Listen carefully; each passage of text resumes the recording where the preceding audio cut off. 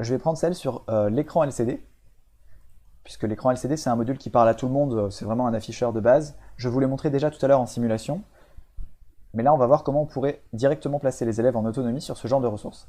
Donc quand on arrive sur la ressource, on peut tout de suite avoir une petite introduction, un schéma du montage, avec là en l'occurrence c'est Grove, la fonctionnalité, la connectique, et en dessous on a une première interface qui s'ouvre où on nous explique qu'il y a un code qui est déjà tout prêt qui permet d'afficher un texte sur l'écran.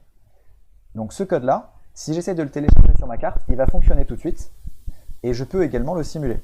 Donc en cliquant ici, en fait, on va retrouver comme tout à l'heure, c'est la même chose, hein, donc la fonctionnalité qui permet d'afficher.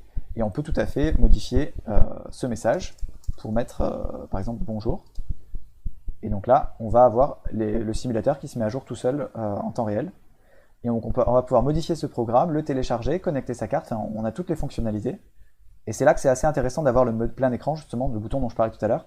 Parce qu'en cliquant ici, au sein de la ressource, je me retrouve avec l'interface en plein écran. Ce qui peut être très utile pour manipuler, notamment si votre écran est petit. Donc là, on se retrouve vraiment avec la même chose que l'interface de base, sauf qu'on est au sein d'une ressource. Et donc comme on est au sein d'une ressource, on peut placer l'élève sur un code déjà prêt, ou alors un code à trous, ou alors un code qui est volontairement faux qu'il va falloir corriger.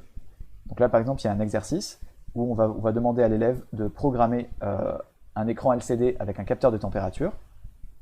Et si besoin, il y a la solution qui se trouve ici.